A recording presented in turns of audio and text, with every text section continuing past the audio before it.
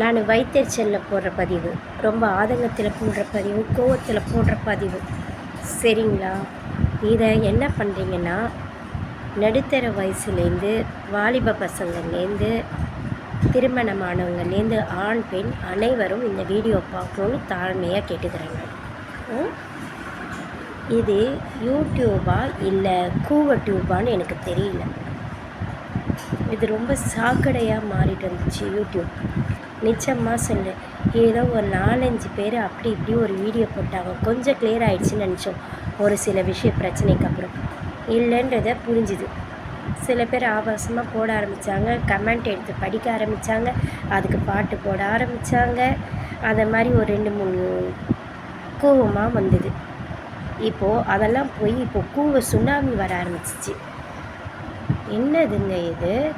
State to state வரைக்கும் போய் dress change பண்ணுறேன்னு அது போட்டு தமிழ்நாடு பெண்கள் லைவு, பெங்காலி பெண்கள் லைவு, கேரளா பெண்கள் லைவுன்னு கூலிக்கர்லேருந்து ட்ரெஸ் சேஞ்ச் பண்ணுறேன்னு அரைகுறையாக ஆர்டர்லேருந்து இதில் வேறு லைவில் ஜல்தியாகவும் நான் தமிழ் பொண்ணு சீக்கிரம் வாங்க, சீக்கிரம் பணத்தை கட்டுங்க, கீழே தப்பாக கமெண்ட் பண்ணாதீங்க, சீக்கிரம் வாங்க சீக்கிரம் வாங்க. என் நாட்டு என் கூட பிறக்காத ஆண்களை பார்த்தா உனக்கு எப்படி தெரியுது? என் கூட பிறக்காத ஒரு சகோதரர்களை பார்த்தா உனக்கு எப்படி தெரியுது? என் கூட பிறக்காத வாலிபர்கள் தம்பிங்களை பார்த்தா உனக்கு எப்படி தெரியுது? நடுத்தர வயது பேரம்பேத்தி எடுத்த ஆண்களை பார்த்தா உனக்கு எப்படி தெரியுது? எல்லாரும் என்ன எங்கள் ஆபாசத்துக்கு கவர்ச்சிக்கும் நீ தேன் ஒழுகிற பேசுகிற பேச்சுங்களுக்கும் மயங்கிட்டாங்களா? அவ்வளோ பலவீனமாயிட்டாங்களா? நான் கேட்குறேன், வெக்கமாக இல்லை? முன்னெல்லாம் ஆண்கள் அவ்வளோ கொந்தளிப்பாங்க. தன்னுடைய தான் எவ்வளோ தவறு செஞ்சாலும் பொறுத்துக்கக்கூடிய ஆண்கள் தான் பெற்ற தாய், தன்னுடைய கூட பிறந்த சகோதரிகள், நம்ம கட்டின மனைவிகள் தவறு பண்ணால் ஏற்றுக்கவே மாட்டாங்க. என்ன சொல்கிறது, உயிரெடுக்கும் தயங்க மாட்டாங்க. அப்படியாப்பட்ட ஆண்கள் இன்றைக்கி யூடியூப்பில் தன்னுடைய மனைவிகளை வச்சு தவறு செஞ்சு வீடியோ எடுத்து போடுறீங்களே, எங்கே போயின்ட்டுருக்கு நம்ம சமுதாயம்? எங்கே போயின்ட்டுருக்கு நம்ம பண்பாடு? எங்கே போயின்ட்டுருக்கு நம்ம கலாச்சாரம்? ஒருவனுக்கு ஒருத்தி என்று எழுதப்பட்ட விதி நம்ம நாட்டில் மட்டும்தானே. ஏங்க ஒன்று கேட்குற, கோச்சிக்காதீங்க, எல்லாம் ஒரே நாடு. தண்ணின்னு பிரச்சனை வரும்போது வேறு ஸ்டேட்டாக மாறிடுது இல்லைங்களா? மொழின்னு வரும்போது வேறு ஒரு மாநிலமாக மாறிடுது இல்லைங்களா? ஆனால் மதம்னு வரும்போது வேறு நாடு, வேறு நாடு, வேறு மாநிலம், வேறு பார்டருன்னு கூட வந்துடுது இல்லையா? வேறு எல்லைகள்னு அந்தளவுக்கு பிரிவினை இருக்குது இல்லையா? அதே இங்கே ஆபாசம்னா மட்டும் எப்படி எல்லாம் ஒன்றா சேர்ந்துடுறீங்க? இது என்ன கலாச்சாரம்? எனக்கு புரியவே இல்லையே. மனிதநேயத்தை மறந்துட்டிங்களா? மனிதனாக இருக்கிற இயல்பை மறந்துட்டிங்களா? பண்பாடு, கௌரவம், கலாச்சாரம் எல்லாம் இங்கே சீரழிந்து கொண்டு வருகிறது. ஏன் காரணம்? அப்போ எல்லா கவர்ச்சி ஆபாசத்தில் அப்படியே மூழ்கியிருக்கீங்களா? எனக்கு கேள்விக்கு விடை தெரியணும் இல்லையா? நான் யாரை பார்த்து கேட்க முடியும்? எங்கள் பெண்களை கேட்குறேன், என்னங்க குளிக்கிறதையும் ட்ரெஸ்ஸு மாற்றுறதையும் அரைகுறையும் ஆடுறது உங்களுக்கு புரியலையா? பெண் உடல் எவ்வளோ புனிதமானதுன்னு. ஒரு குழந்தைக்கு பெற்று வளர்த்து அதுக்கு பால் ஊட்டுற இடம் அது. 10 மாதம் சுமந்து பெத்தில் கொடியாக இருக்கிற இடம் தொப்புள். பெண் உறுப்பு குழந்தைய பெற்று அது வழியாக வர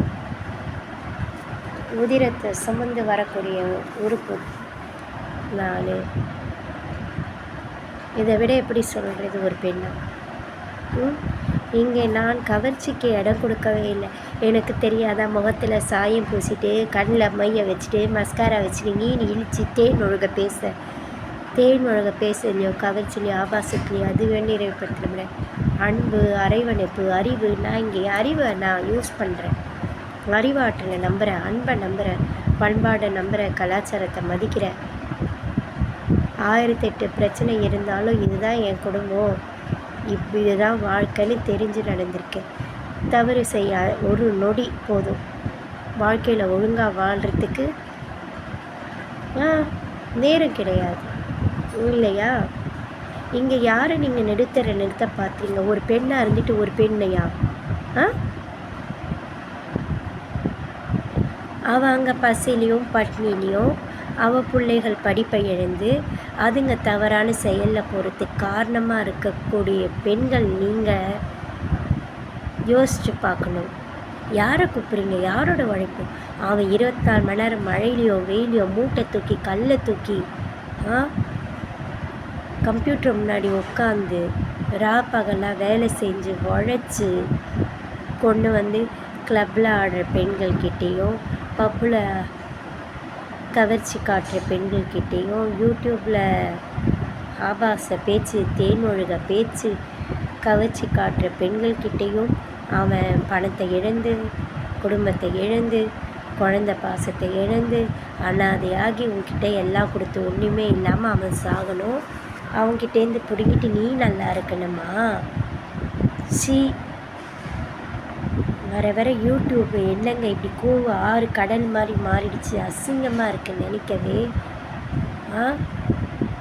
எவ்வளோ பேர் இங்கே நல்லதை பண்ணி குடும்பத்தோட விவசாயத்தெல்லாம் போடுற சேனலெல்லாம் ஒன்றுமே இல்லாமல் ஆக்கி எல்லா சேனலையும் க்ளோஸ் பண்ண வச்சுட்டு இந்த மாதிரி சாக்கடைகளை வளர்த்து விட்டுட்டு இப்படி என்னை கொந்தளிக்க வச்சுட்டு என்னங்க பண்ணிக்கிட்டு இருக்கீங்க நான் கேட்குறேன். நான் அப்போ ஒன்று சொல்கிறேன். நான் என்ன சொல்லேன்னா, கல்யாணம் ஆகிறதுக்கு முன்னாடி செய்கிறீங்க இல்லையா தப்பை, உங்கள் அம்மா அப்பா கூட பார்க்காம சம்பாதிக்கிற பணத்தை கொண்டு போய் எங்கேயும் கொடுக்குறீங்க இல்லையா, ஒரு பத்திரம் ஒன்று ரெடி பண்ணுங்கன்ற. நான் என்னுடைய அம்மா அப்பாவை பார்த்துப்பா, கல்யாண வயசு வரைக்கும் என்னை சோறு போட்டு எல்லாமே பண்ணி பார்த்துப்பா, எனக்கு கல்யாணம் ஆசை வந்தாலும் இவள் பண்ணி வைப்பான்னு ஒரு பத்திரத்தை எழுதுங்க. அப்போ தெரியும் அவங்க செய்கிறவங்க என்னென்னு. எங்கள் ஒரு ரூபா உங்களுக்கு செய்கிறாங்களான்னு பாருங்கள். நீங்கள் அவகிட்ட 1000 கணக்கு கொடுத்துருப்பீங்களா? எங்கே ஒரு 100 ரூபா வாங்கி காட்டுங்களேன் ஒரு வேளை சாப்பாட்டுக்கு. அப்போ தெரியும் அவள் அன்பு என்னன்னு. தேன்மொழிக பேசி கவச்சை காட்டி உங்களை மயக்கலாம். எங்கே ஒரு ரூபா கேட்டு பாருங்கள், அப்போ தெரியும். இங்கே கல்யாணமான ஆண்கள் இருக்கீங்க இல்லையா, பொண்டாட்டி பிள்ளைங்களெல்லாம் தவிக்க விட்டுறீங்க இல்லையா, அவகிட்ட கொண்டு போய் பணத்தை கொட்டி ஏமாந்து நிற்கிறீங்க இல்லையா, கடைசியில் கட்டின மனைவியும் இல்லாமல் பிள்ளைங்களும் இல்லாமல் எதுவுமே இல்லாமல் நடு தெருவில் ஒரு பேப்பர் ஒன்று எடுத்து ஸ்டாம்ப் பேப்பர் படுத்தி ரிஜிஸ்ட்ரேஷன் பண்ணிங்க. அதில் சொல்லுங்கள், இந்த மாதிரி நான் இவளுக்கு எல்லாத்தையும் கொடுத்தேன், என் மனைவி பிள்ளைகள் எல்லாம் இவள் பார்த்துப்பா, பதிலுக்கு நான் இவள் கூட இருந்து இவளை பார்த்துக்கிட்டா மட்டும் போதும்னு சொல்லி கேட்டு பாருங்கள். நீங்கள் கொடுக்குறேன்னும் போது ஏற்றுப்பா, அவ்வளோ 1 ரூபா கொடுக்க சொல்லுங்களா, உங்கள் பிள்ளைக்கும் மனைவிக்கு செலவுக்கும் பண்ணட்டும், நான் ஏற்றுக்கிறேன், அவன் நல்ல குடும்ப பொண்ணு உங்கள் மேலே அன்பாக இருக்கான்னு ஏற்றுக்கிறேன். நீங்கள் பேரம்பேத்தி எடுத்துகிட்ட பிறகும் தப்பு பண்ணுறீங்களா வயசான காலத்துலேயும்? எங்கே நீங்கள் சொல்லுங்கள் பார்ப்போம். உங்கள் மனைவிக்கு சுகரு, ப்ரெஷரு, பிபின்னு 1008 உடம்புல பிரச்சனை இருக்கும் இல்லையா, உங்கள் பேரம்பேத்தி உங்கள் பொண்ணுக்கெலாம் செய்ய வேண்டிய செய்முறை இருக்கும் இல்லையா, எல்லாத்தையும் ஏற்றுப்பான்னு ஒரு ஸ்டாம்ப் பேப்பரில் கொடுங்க பார்ப்போம். இவளுக்கு நான் மட்டும் போதும், என் மனைவிக்கு இருக்கிற பிரச்சனைகள், சோறு போட்டு என் பிள்ளைக்கு பேரனுக்கு செய்ய வேண்டிய கடமைகள், என் பசங்களுக்கு செய்ய வேண்டிய செய்முறைகள் எல்லாம் செய்வான்னு எழுதி பார்ப்போம். செய்கிறாங்களான்னு பார்ப்போம். அப்போ தெரியும் எது அன்புன்னு. குடும்பம் பண்ணுற பெண்களால் இப்படி கவர்ச்சியெல்லாம் காட்ட முடியாதுங்க, சரிங்களா? எந்த டைமில் இருக்கணும் அந்த டைமில் தான் அவங்க இருப்பாங்க. மற்றபடி குடும்பத்தில் சமைக்கிறதும், இருக்கிற பிரச்சனையை தீர்க்கிறதும், புருஷனை கவனிச்சிக்கிறதும், குழந்தைங்கள ஸ்கூலுக்கு அனுப்புறதும், பாடம் சொல்லித்தரதும், குடும்பத்தில் இருக்கிற பிரச்சனைகளை சரி பண்ணுறதும் தாங்க குடும்ப பெண்களுக்கு அழகு, சரிங்களா? இங்கே பெண்கள் மனசை விட்டு ஆண்களால் நொந்து போய் தவறுகள் செய்ய ஆரம்பிச்சா இங்கே குடும்பம்னு ஒன்று இருக்கவே இருக்காது.